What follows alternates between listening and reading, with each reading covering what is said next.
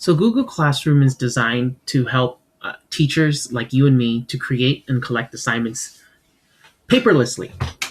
It includes time-saving features like the ability to automatically make a copy of a Google Doc for each student when we assign the assignment for them. It allows us to create subfolders in Google Drive automatically, so we don't have to go in and create it for each individual class, or even assign different assignments to particular students. So what do we need to do? The first thing you need to make sure you're doing is logging on to your Google Apps for Education account. Once you log on to your Google Apps for Education account, you want to go to classroom.google.com. Once you're at classroom.google.com, you'll be able to see your screen. Your screen is going to look a little bit different than mine because I already have some classes made. But the way you get started is fairly simple. How do you add a class? That's probably the most important part. So by adding a class, you're simply going to click on the plus sign. And you have two options here because as a teacher, you can join another teacher's class or you can create your own class. So we're going to create our own class today. So click on Create a Class. Once you click on Create a Class, you're going to enter a class name. So for me, it's simple. I'm going to do PD April Alliance. And from there, I can add a section number or grade level or something in there if I want. Maybe I'll put in here teachers. And then you click the Create button. And now your class is created. It's as simple as that.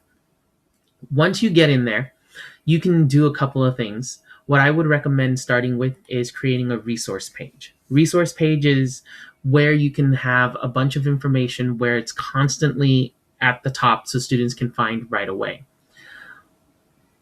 So go ahead and go to the top and click About, and that will take you directly to your research page, or excuse me, your resource page. And you can here you can enter some information if you so choose. You can enter the room number, and I don't know what room we're going to be in, so I'm just going to make up a room 101. And from there, you can choose to leave it blank if you so choose. You can do whatever you want. Your email is there. It's going to be your Google Apps for Education email, so you don't have to worry about changing it.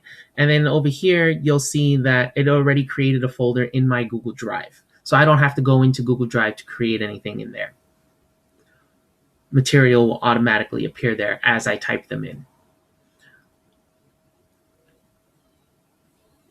So from there, I'm going to give this a title. Information, useful information. And click Save. So from there, I'm pretty much done. I can add more materials if I so choose by clicking the Add Materials here. That'll allow me to add another item. Over here, I can edit if I don't like what it says. I can change that. Adding materials, again, I can add links. Maybe it's a link to my personal webpage or the class webpage. I can link Google Drive items if I have something in there. For example, maybe the syllabus for the class, I can add it directly in there. If there's a video that I want them to have access to all the time, and any other general links that doesn't include any of the things that I've just mentioned ahead.